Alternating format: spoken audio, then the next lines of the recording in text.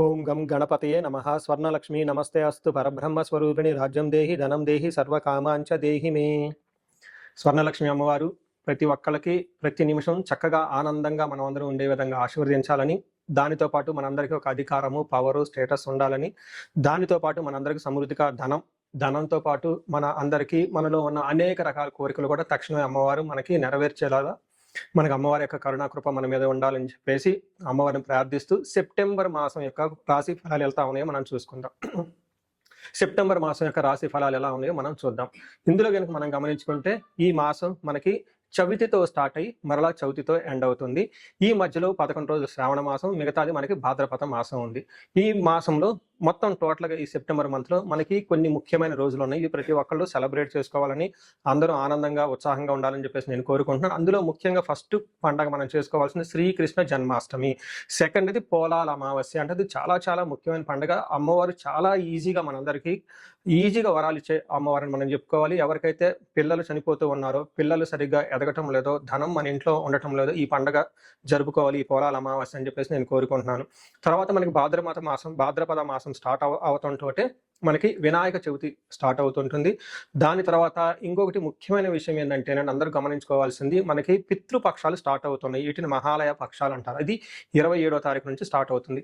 ఈ పితృపక్షాలు ముఖ్యంగా ఎవరైతే అధికారం రాకుండా, ప్రమోషన్స్ రాకుండా, ఉద్యోగంలో ఆటంకాలు పడుతుందా, తల్లికి పిల్లలకి మధ్య గొడవలు వస్తూ ఉన్నాయా, ఎవరైతే లైఫ్లో స్టాగ్నేటెడ్గా గ్రోత్ లేకుండా ఉన్నారో, మీ ఇండివిజువల్ జాతకంలో పితృదోషం ఉన్నా, కాలసర్ప దోషం ఉన్నా, త్రిపిండి దోషం ఉన్నా కానీ, ఇలాంటి వాళ్ళు ముఖ్యంగా ఈ యొక్క పితృపక్షాల సమయాన్ని సద్వినియోగం చేసుకొని పితృదేవతలకు ఆశీర్వాదం తీసుకొని, తద్వారా మీ పిల్లలకి శ్రేయస్సుకు ప్లస్ వారికి సరిపడిన ధనం అంతా మీకు రావాలని చెప్పేసి నేను కోరుకుంటున్నాను.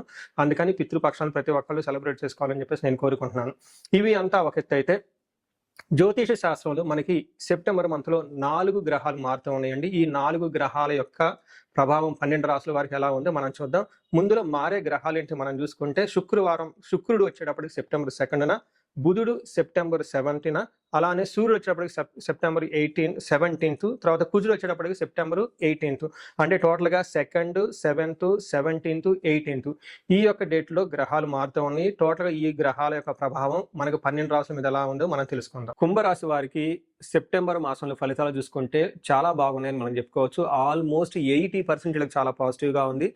రీసెంట్లో ఇంత బాగున్న మంత్ అయితే ఏది లేదని నేను చెప్తాను ఖచ్చితంగా. ఈ టైంలో వీళ్ళకి చాలా చాలా శుభకరమైన వార్తలు ఉండటం, ప్రమోషన్ రావటం, ఉద్యోగాలు రావటం వచ్చే అవకాశం చాలా ఎక్కువగా ఉంటుంది. చాలా గ్రహాలు అనుకూలంగా ఉన్నాయని చెప్పుకోవచ్చు.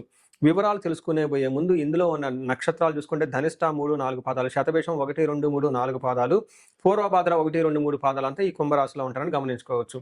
పేరు బలం బట్టి మనం చూసుకుంటే వీళ్ళకి గు, గే, గో, సా, సి, సు, సే, సో, దా అన్న అక్షరాలంతా కూడా ఈ కుంభరాశిలో ఉంటారని గమనించాలి. మనం ముందుగా అనుకున్న విధంగా ఈ రాశిలో ఈ వారికి 4 గ్రహాలు మార్పుతో ఎలా ఉంటుందంటే, మనకు మహర్షులు లఘు గోచారము, సూక్ష్మ గోచారం అని ఒక కాన్సెప్ట్ని ఇంట్రొడ్యూస్ చేశారు. దాని ప్రకారం చూసుకుంటే వీళ్ళకి చిన్న చిన్న సంస్కృత మాటల్లోనే టోటల్ మంత్ ఎలా ఉంటుందో మనం తెలుసుకోవచ్చు. అందులో భాగంగా సూర్యుడు వీళ్ళకి 8th హౌస్లో ఉండటంతో ఎఫ్లెక్షన్, పేడాం ఏదో ఒక బాధ కలిగే అవకాశం ఉంటుంది. కుజుని వల్ల సంపదలు వచ్చే అవకాశం ఉంటుంది. బుధుని వల్ల పుత్రుల ద్వారా పుత్రులు చాలా చక్కగా ఉంటారు. ధనం కూడా వచ్చే అవకాశం కనిపిస్తూ ఉంటుంది. అలానే శుక్రుడి వల్ల 9వ స్థానంలో ఉండటంతో ఆ సంపదలు బాగుంటుంది, హ్యాపీనెస్ బాగుంటుంది. వైఫ్ నుంచి లేదంటే హస్బెండ్ నుంచి మంచి సపోర్ట్ వస్తుందని మీరు గమనించుకోవాలి. అంటే ఓవరాల్గా చూసుకుంటే ఈ రాశి వాళ్ళకి చాలా చక్కగా ఉందని తెలుసుకోవచ్చు.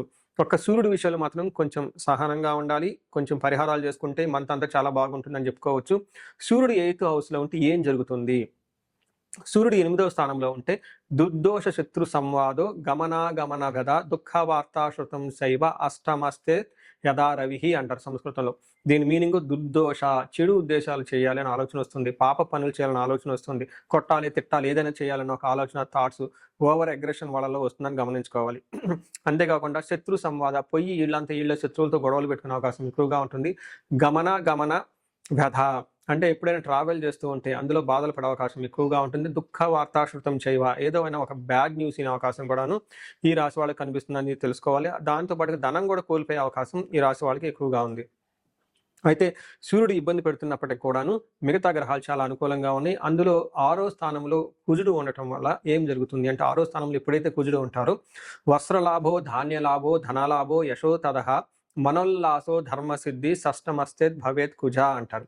అంటే ఈ టైంలో వీళ్ళకి వస్త్రాలు వచ్చే అవకాశం ఎక్కువగా ఉంటుంది. ధనం విషయంలో, ధాన్యం విషయంలో, కీర్తి ప్రతిష్టల విషయాల్లో చాలా చక్కగా ఉంటుంది. మనసంతా ఉత్సాహంగా, ఎనర్జిటిక్‌గా ఉంటుంది. ధర్మ సిద్ధి ఏదైనా గనక మంచి పని చేస్తే అందులో సక్సెస్ వస్తుంది అని మనకి చెప్తూ ఉంటారు. 6వ స్థానంలో కుజుడు ఉండటం చాలా కలిసొస్తుంది. అయితే ఒక్క విషయం జాగ్రత్తగా ఉండాలి. భార్యాభర్తల మధ్య గొడవలు వచ్చే అవకాశం కూడా ఉంటుంది కాబట్టి కొంచెం జాగ్రత్తగా ఉండాలి. అయితే శుక్రుడు 9వ స్థానంలో ఉండటంతోటి మహాభాగ్య యోగం, లక్ అనేది ఈ రాశి వాళ్ళకు ఉంటుందని మనం చెప్పుకోవచ్చు. ఇందులో మనకి సంస్కృతంలో మహర్షులు ఏం చెప్తారంటే, వస్త్రలాభో మహారోగ్యం గురుభక్తి స్యాత్ ధర్మకృతం చిత్తశుద్ధి అభిష్టాదః నవమస్తేత్ భవేత్ భృగో అంటారు. అంటే 9వ స్థానంలో ఎప్పుడైతే భృగుడు అలాగే శుక్రుడు గనక ఉంటే ఏమవుతుంది, వస్త్రలాభం, షాపింగ్ చేస్తారు, ఆరోగ్యం బాగుంటుంది, గురు భక్తి స్యాత్ పెద్దవాళ్ళు చెప్పిన విధంగా అన్ని పనులు చక్కగా చేసుకుంటూ వెళ్ళిపోతూ ఉంటారు. ధర్మకృతి మంచి ధర్మ పనులన్నీ బద్ధంగా వాళ్ళ పనులన్నీ చేసుకుంటూ ఉంటారు. చిత్తశుద్ధి అభిష్టాదః వాళ్ళ ఇంట్యూషన్ చాలా స్ట్రాంగ్గా ఉంటుంది అని మనకి శాస్త్రంలో వివరించడం జరిగింది. సో శుక్రుడు 9వ స్థానంలో మహాభాగ్య యోగంతో పాటుగా 3వ స్థానంలో దృష్టి ఉండటంతో ఎవరైతే ప్రేమికులు, లవ్, రొమాన్స్, ప్లేజర్స్ ఇలాంటి వాళ్ళకి చాలా అనుకూలంగా ఉంటుంది. ఈ టైంలో ఈ ప్రేమ వ్యవహారాలను పెద్దవాళ్ళకి చెప్పుకొని చక్కగా వాళ్ళ ద్వారా ఒప్పించుకునే ప్రయత్నాలు చేస్తే మంచి కలిసి వచ్చే అవకాశం కనిపిస్తుంది ఈ రాశి వాళ్ళకి. అలానే ఈ రాశి వాళ్ళకి ధనిష్ట, శతభిషం, పూర్వభాద్ర నక్షత్రాలు 3 నక్షత్రాలు ఉంటుంది. ఇందులో ధనిష్ట నక్షత్రం వాళ్ళకి రాజ్య లాభము, పరవాసము, వస్త్ర లాభము చూపిస్తుంది. అంటే వీళ్ళకి రాజ్య లాభము అంటే హయ్యర్ ప్రమోషన్స్ వచ్చే అవకాశం కనిపిస్తుంటుంది.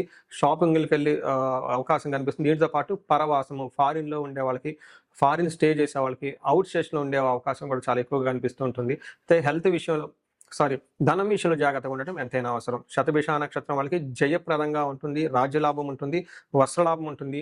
అదర్ సైడ్‌లో ధనానికి ఇబ్బంది పడే అవకాశం కూడా చాలా ఎక్కువగా కనిపిస్తుంటుంది. పూర్వభాద్ర నక్షత్రం వాళ్ళని కనుక గమనించుకుంటే జయము, రాజ్యలాభము, వస్త్రలాభము చక్కగా కనిపిస్తుంటుంది.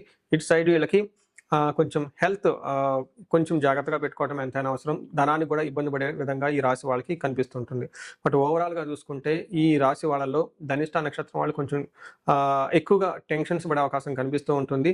ధనిష్ట నక్షత్రం వాళ్ళకి కొంచెము లత అనే వ్యవహారం ఉండటంతోటి అన్‌ఎక్స్‌పెక్టెడ్‌గా కొన్నిసార్లు అనుకున్న పనులు కాకుండా ఆటంకాలు ఎదురయ్యి మళ్ళా అనుకున్న పనులు చాలా వచ్చే అవకాశం కూడా అనుకున్న పనులు కూడా అయ్యే విధంగా ఖచ్చితంగా కనిపిస్తుంది ఈ రాశి వాళ్ళకి. ఓవరాల్‌గా చూసుకుంటే ఈ రాశి వాళ్ళకి ఒక్క సూర్యుడి భగవానుడి వల్ల ఇబ్బందులు పడే అవకాశం ఉందే తప్ప మిగతా అంతా బాగుందని చెప్పుకోవచ్చు. పరిహారాలు చూసుకుంటే వీళ్ళకి సూర్యుడికి ఆదిత్య హృదయ స్తోత్రం చదవటం, ఆర్ఘ్యం ఇవ్వటం, సూర్య నమస్కారాలు చేయటము, ఫాదర్ లాంటి ఫిగర్ వాళ్ళ నుంచి ఆశీర్వాదం తీసుకోవటం. ఆఫీస్‌లో బాస్‌లు అయితే ఖచ్చితంగా బాస్ ఎప్పుడు అంత ఫేవరబుల్‌గా ఉంటారని మనకు సహజంగా ఫీలింగ్ ఉంటుంది. కానీ అదే బాస్ మీకు జాబ్ ఇచ్చి సాలరీ కూడా ప్రాసెస్ చేస్తూ ఉంటారని గమనించుకోండి. వాళ్ళకి మీకు హంబుల్‌గా, వినయంగా ఉండి ఈ మాటలో వాళ్ళకి ఎదురు చెప్పకుండా ఉంటే చాలా చక్కగా ఉండే అవకాశం కనిపిస్తుంది. వాళ్ళ యొక్క మీకు ఫర్దర్ ప్రమోషన్స్ రావాలన్నా గానీ వాళ్ళ యొక్క ఆశీర్వాదం, సపోర్ట్ మీకు చాలా అవసరమని గమనించుకొని వాళ్ళతో సత్సంబాలు మెయింటైన్ చేయడం చాలా ముఖ్యం. ఇంకా ఈ రాశి వాళ్ళకి ఏమైనా గనక ఇండివిడ్యువల్‌గా ప్రాబ్లమ్స్ అనిపిస్తే ఈ స్క్రీన్ మీద కనిపిస్తున్న నెంబర్ ద్వారా మీరు నన్ను రీచ్ అవ్వచ్చు. ఈ రాశి వాళ్ళకి సూర్యుడికి సంబంధించిన సంపూర్ణ శాంతి పూజలు చేపించుకుంటూ పాటు ఆదిత్య హృదయ స్తోత్రం రెగ్యులర్‌గా చదివితే సరిపోతూ ఉంటుంది. సో ఈ రాశి వాళ్ళకి అష్టైశ్వర్యాలు కలగాలని, భోగభాగ్యాలు కలగాలని, అందరూ చక్కగా ఉండాలని చెప్పేసి కోరుకుంటున్నాను. నమస్కారం. చూశారు కదండి ఇప్పటిదాకా మీ రాశి వారికి ఎలా ఉందో. ఇది గోచార రీత్యా మాత్రమే చెప్పడం జరుగుతుంది. దీన్ని మీకు 30-40% మాత్రమే అప్లై అవుతుంది. మిగతాది మీ ఇండివిడ్యువల్ జాతకం గనక చూస్తే అందులో కరెక్ట్‌గా యాక్యురేట్‌గా వస్తుంది. ఇండివిడ్యువల్ జాతకంలో చక్కగా దశాభుక్తులు ఉంటే మంచి రిజల్ట్ ఇస్తూ ఉంటే ఇవి బాగుంటే అంతా బాగుంటుంది. ఇన్ కేస్ ఇండివిడ్యువల్ దశాభుక్తుల్లో సరైన రిజల్ట్ లేకుండా ఉంటే మీ జాతకం వ్యక్తిగత జాతకం సరిగా లేకుండా ఉంటే ఇవి వాటికి యాడ్ అయ్యి దానికి తద్వారా బేజులు చేసుకొని కరెక్ట్‌గా రిజల్ట్ అయితే వస్తుంది. మీ ఇండివిడ్యువల్‌గా జాతకం చూపించుకోవాలనుకుంటే ఈ స్క్రీన్ మీద కనిపిస్తున్న నెంబర్ ద్వారా మీరు నన్ను కనెక్ట్ అవ్వచ్చు.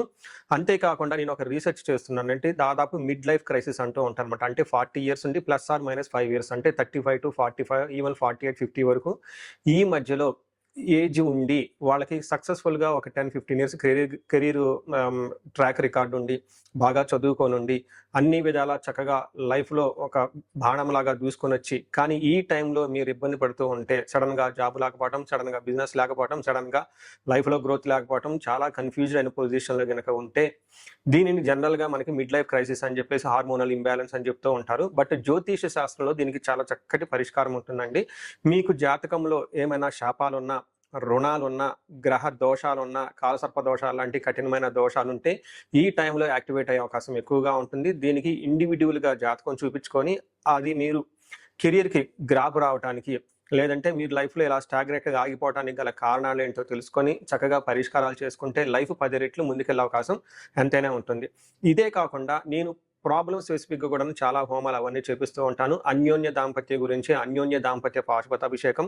ఇప్పుడు ఈ మంత్‌లో మనకి ఫస్ట్ 11 డేస్ ఇంకా శ్రావణ మాసం ఉంది కాబట్టి శ్రావణ మాసాన్ని పురస్కరించుకొని స్వర్ణలక్ష్మి విశేష హోమం చేపించడం జరుగుతుంది. ఇది ప్రతి ఒక్కళ్ళు చేపించుకోవాలని చెప్పేసి నేను కోరుకుంటున్నాను. ఎక్కడైనా మీకు ధనం రాకపోయినా, వచ్చిన ధనం నిలబడకపోయినా, అసలు ఆదాయ వనరులు మీకు ఇన్‌కమ్ సోర్స్ లేకపోయినా, లేదంటే విపరీతమైన అప్పుల బాధలున్నా, లేదంటే మీరిచ్చిన డబ్బులు తిరిగి రాకపోయినా గానీ, ఈ టైంలో చక్కగా స్వర్ణలక్ష్మి విశేష హోమం చేపించుకోవాలని చెప్పేసి నేను కోరుకుంటున్నాను. ఇది సామూహికంగా చేయటం జరుగుతుంది. ఇప్పటిదాకా నేను హోమాలన్నీ 1 to 1 చేపిచ్చాను ఎక్కువగా. బట్ ఈసారి మాత్రం సామూహికంగా ఈ యొక్క హోమం చేపించడం జరుగుతుంది. ఈ అవకాశాన్ని సద్వినియోగం చేసుకొని ధన బాధల నుంచి, రుణ బాధల నుంచి బయటపడాలని చెప్పేసి నేను కోరుకుంటున్నా. అంతేకాకుండా ఎవరికైతే హెల్త్ బాగోలేకపోతే మృత్యుంజయ హోమం చేపించుకోవటము, భార్యాభర్తలకు ఇందాక మీరు చెప్పిన విధంగా విశ్వావసు గంధర్వరాజ హోమం చేపించుకోవటం, ఇలా మన్యు పాశుపత అభిషేకం, చండీ హోమము, సుదర్శన హోమము ఇలాంటి ఎనీ హోమాలైనా గానీ మీరు ఎక్కడైనా గనక లైఫ్‌లో ఆగిపోయినట్లు అనిపిస్తే మీ ప్రాబ్లమ్ స్పెసిఫిక్‌గా కూడా హోమాలు, పూజలు చేయించడం జరుగుతుంది.